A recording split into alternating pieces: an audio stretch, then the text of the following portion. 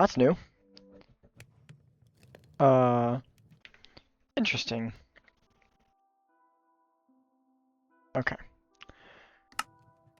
Oh, jeez. There's some frames.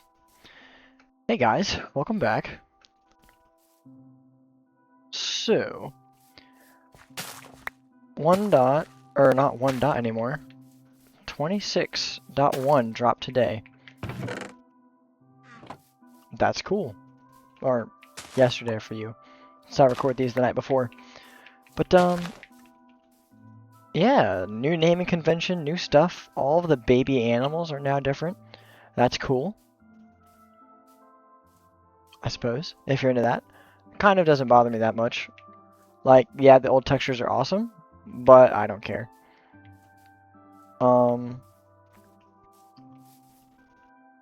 Big tree grew, so we need to grab some wood so we can finish our house. We've got to do the floor and the roof yet.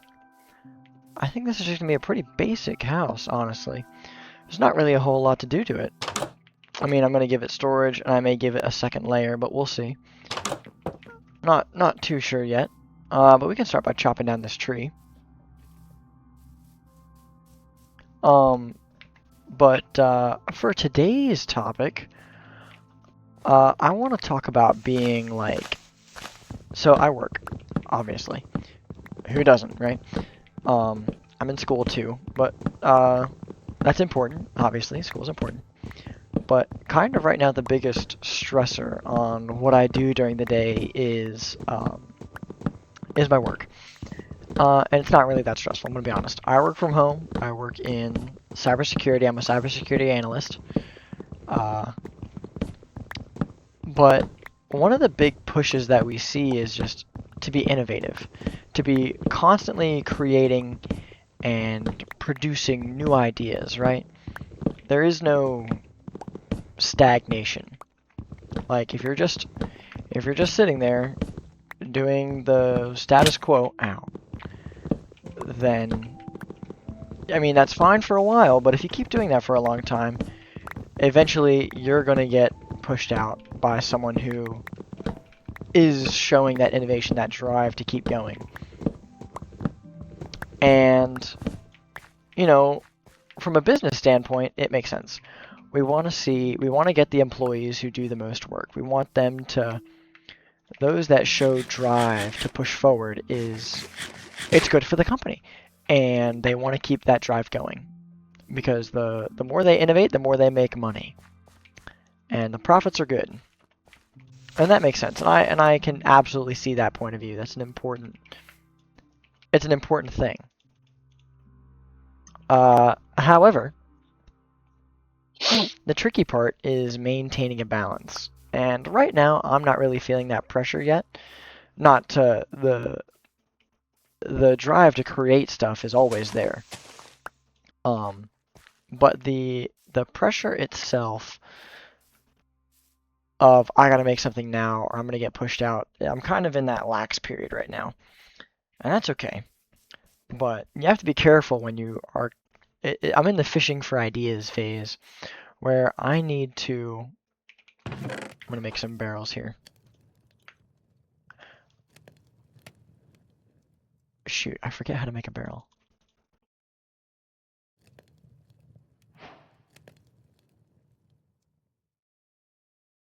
Did I make too many slabs? Is it like this?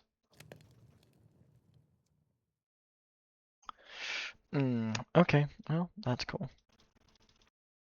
Let's just grab like 15 of these.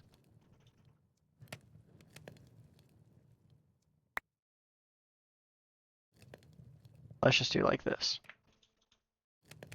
Okay. I'm gonna dump some extra stuff in this chest here. I may go plant this tree back. Where was I? Oh yeah, the pressure to put out stuff. And here's the trick that I'm seeing with cybersecurity, at least in general. I'm not going to be technical about it. I'm talking at a higher level here. I'm not talking about like technical details and the ins and outs of it. I'm talking about just like the current climate that we're seeing today is that, yes, people can do things. People can create tools and create processes, and that's a good thing. However, we're in the area where AI can now create those tools.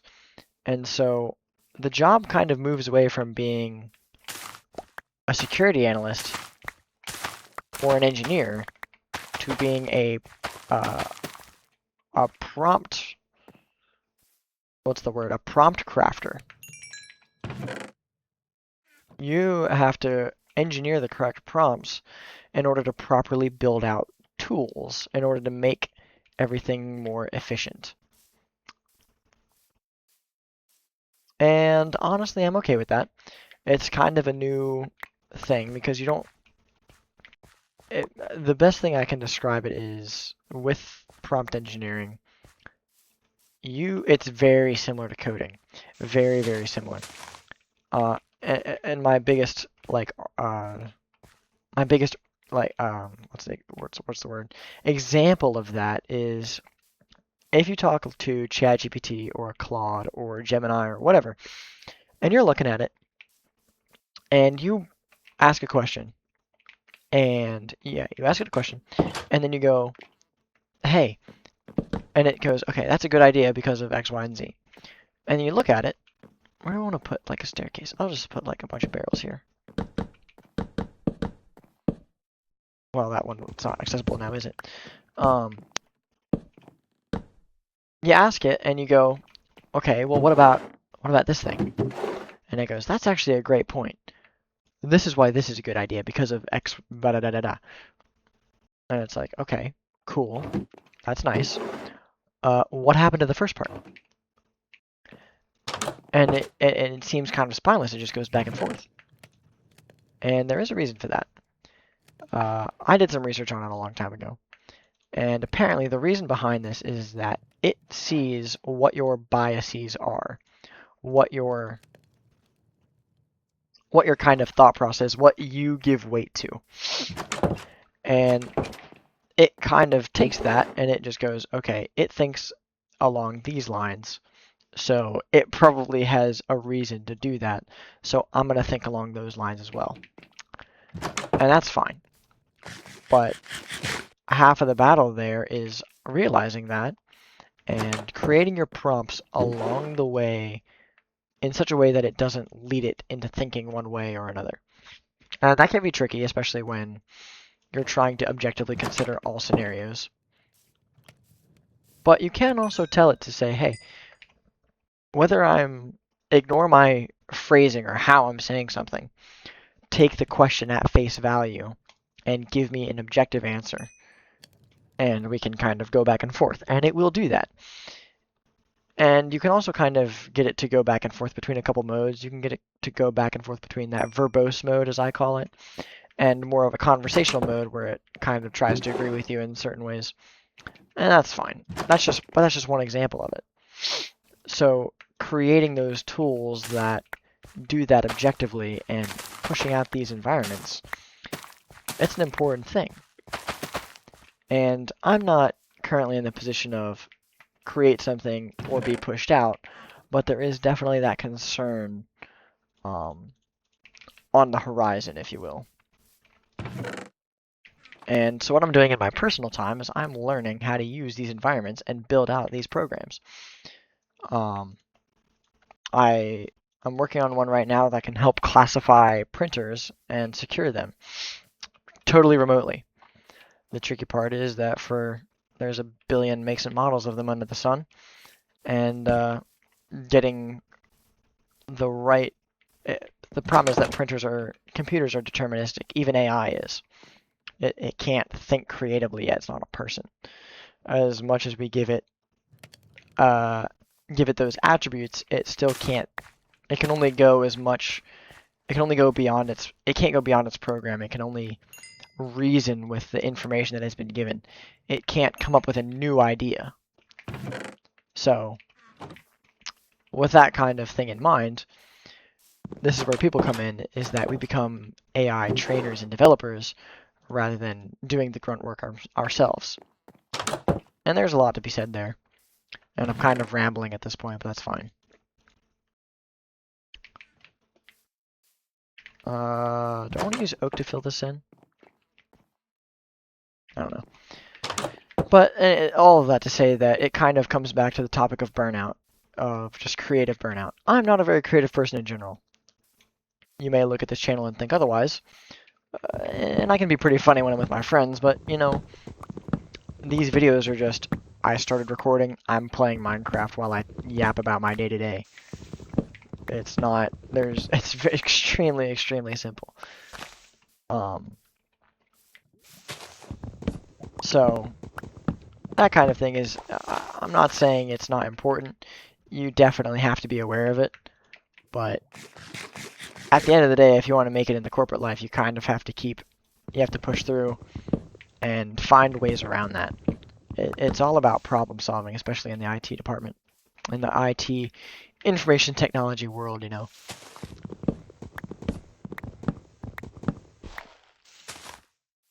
I'm trying to be more creative.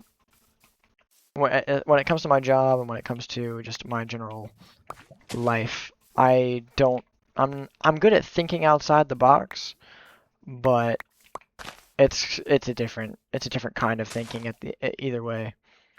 So, like, I'm trying to work on music producing right now, and it's difficult coming up with new ideas or even repurposing old ideas. Like, I kind of just want to make a cover of a song and sing that because there's a lot less slaving over the computer going on. But we'll see. I'm trying to develop it. I'm under the impression that it's a skill like anything else, and therefore something to be trained, and you can grow in that regard. So, kind of like how I'm prepping for these videos, I kind of just come up with an idea that I want to talk along, a few talking points, and I go from there. Do I do an oak roof or do I do a spruce? Or do I do something completely different? Cherries, no, I'm just kidding. I don't remember how much I actually talked about it last time. I know I did mention it, at least in passing. A big part of my job is security awareness training. And we're talking about trying to find ways to make the training more engaging. Ooh, I think I want birch for that. We've done a lot of the same training. We've hit the same key points several times now over the past year. And we're trying to make it more, to get into more of a higher level of it, to think, why are we clicking on these emails? And so I actually have a project meeting tomorrow. We're talking about I am pitching the idea of a survey to those that fail our testing campaigns and try and get more data to see what we can do to target, not failing individuals per se, but shore up those attacks that get past our initial guard, because we've seen in our live we do live training sessions alongside our phishing campaigns where we talk to users who have failed, and we just, it's a live training session. We talk about the issue, we talk about red flags that we see, ways to kind of spot that. But as I said previously, they're getting fatigued of that. They're getting tired. They don't care about it. So we're trying to get into the mentality of being on your guard, even if it's something enticing, like remote work policy. We saw a disproportionate amount of failures on a phishing template that was talking about changes to the remote work policy. They did not care about the red flags. They clicked on it anyway because it was something pretty important to most people, I'd say. So that's the kind of thing that I want to target, and I think a survey would be the best way to do that and kind of, try and see where those gaps are.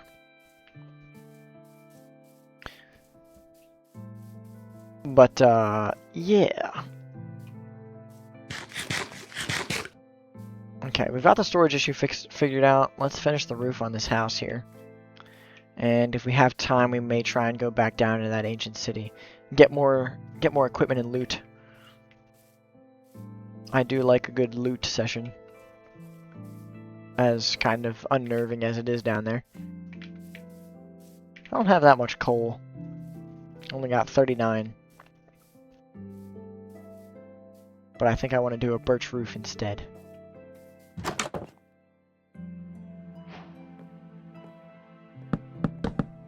want to add some lightness to it. This is me trying to build a creative house. Touching on creativity earlier.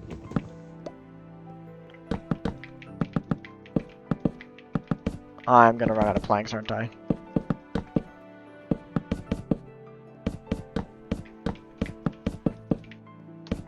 It's gonna be close. There we go. Soul torches? That's kind of menacing.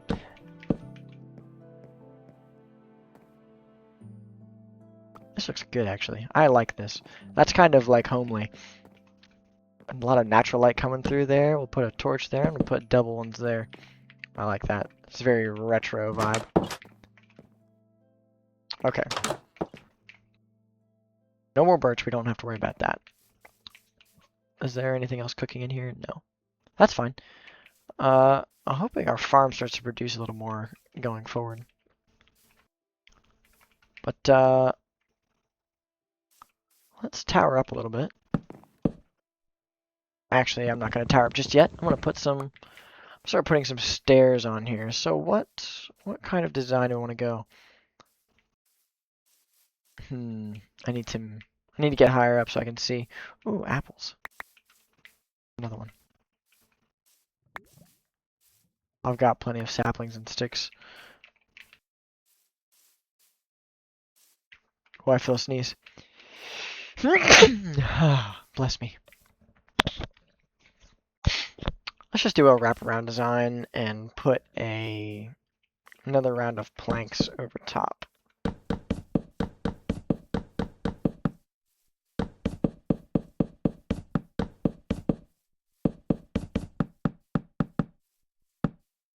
Shoot.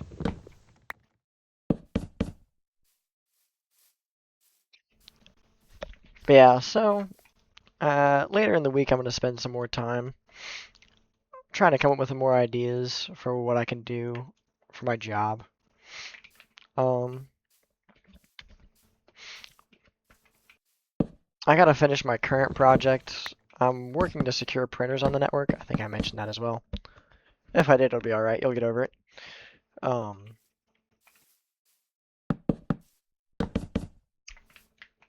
where was I going with that? I don't know. Oh, yeah. Let's tower up here, and we'll go again. I think I'm going to build down instead of up. I'm going to carve out a basement underneath it.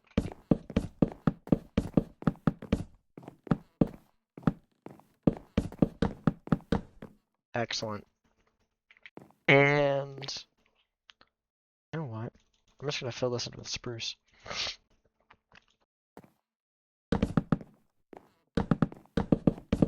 Then I'm going to grab the birch and expand the roof. Or the ceiling from the inside. Yeah, I know I could use slabs here. I don't care. 12.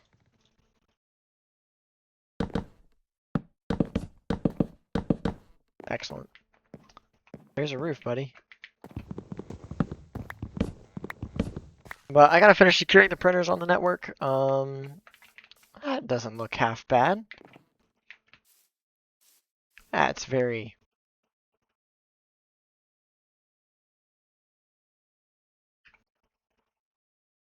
screeny time. Do I go, like, lower again? Get that mountain in the back? Yeah, I like that.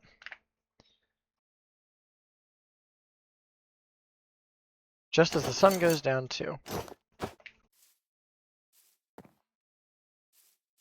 Okay. Do I want to do that yet? I want to move everything inside, but I kind of don't have much, excuse me, going on here. I do need to take out the roof.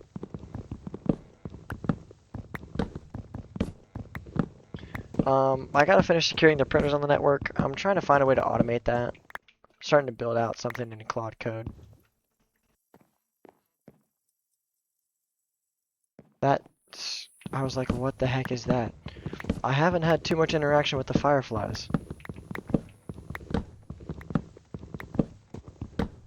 I'm gonna raise the torches up some once I'm done with this.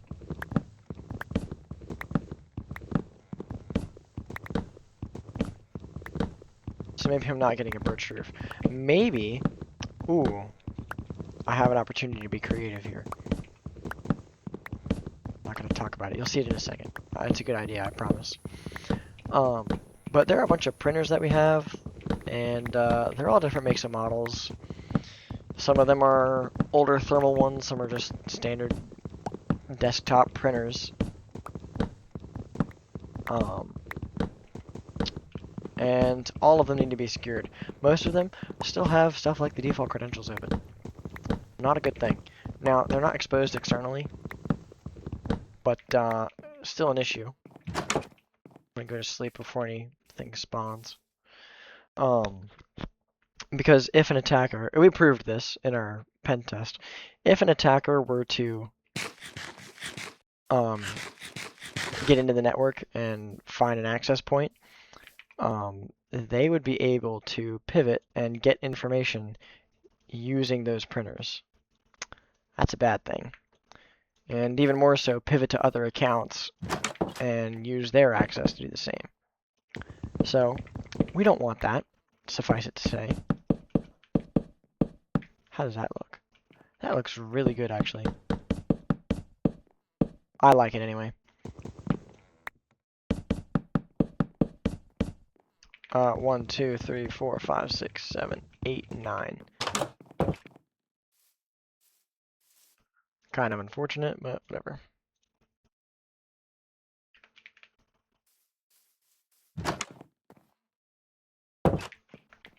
Shut the front door. I'm going through and changing all the default passwords to each major business gets a unique password. Doesn't really make sense to give all of them a different password. That would be insane to manage. This is the wood chest now. I have declared it.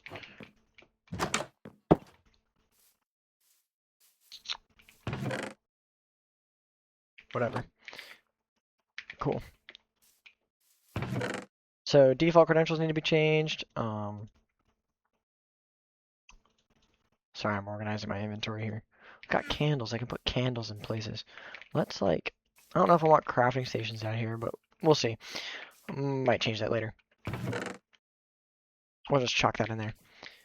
I'm removing access to HTTP. If HTTP can't be disabled on a given printer, it's going to get forwarded to HTTPS, the secure version of that protocol. Same thing with FTP, that gets turned off, and Telnet gets turned off as well. Those services are not needed and are unencrypted and unsecure, and traffic can be read and gotten off of them. So that is what my job is. However, there are a lot of printers. There's like some 500 plus printers to do. And it's very tedious and it's starting to get to me, I'm going to be honest. So I'm trying to find ways to speed it up.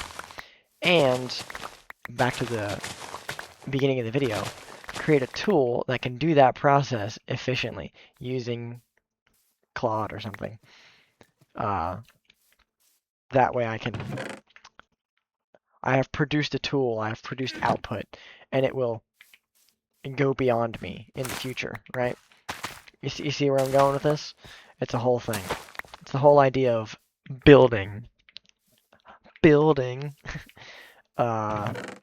applications and processes. That's kind of the whole shtick right now with this whole business. So, yeah, there's good things about it, but there's also it's not without its cons, that's for sure. I'm gonna need a new pickaxe since it's about to break. It's a good thing that I have almost a stack of iron now. The tree farm is doing well.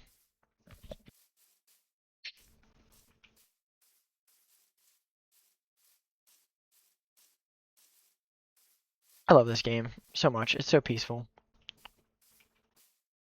I have not noticed any of the new baby animals, but that's okay. Any baby pigs or ducks over here? Well, I guess they can't really be called ducks anymore. Back in the day, chickens used to be called ducks. Like they were always chickens, but for whatever reason, we just called them ducks. Should have gotten some of the seeds and bred one to make a baby chicken.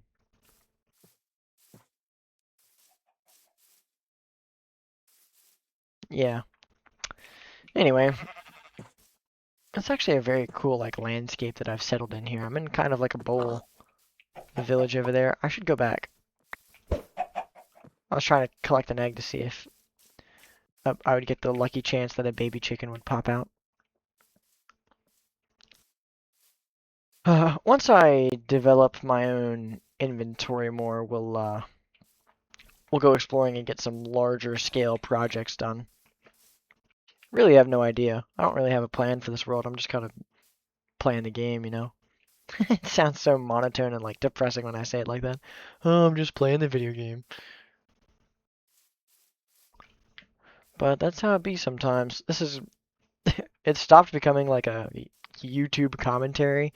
It stopped becoming like a fourth wall kind of deal and just becoming like a video diary of sorts.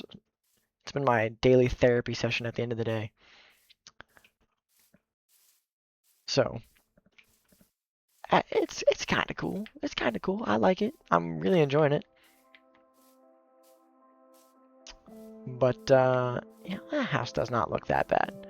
I think it's pretty good. It's very like 10 years ago house. But it's a house. It'll get there. I don't know what I'm gonna do with this space. I'm gonna build a kind of, I think I might put a staircase down over here or something like that. We'll see. But yeah, I think that'll do it for today. Thank you all for watching. It's been a pleasure. The videos have been absolutely popping off. I love reading y'all's comments. I read every one. I'm trying to respond to all of them. If I don't get to you, I'm working. But yeah, thank you so much for watching. I'll talk to you guys later, and I'll see you in the next one. Peace.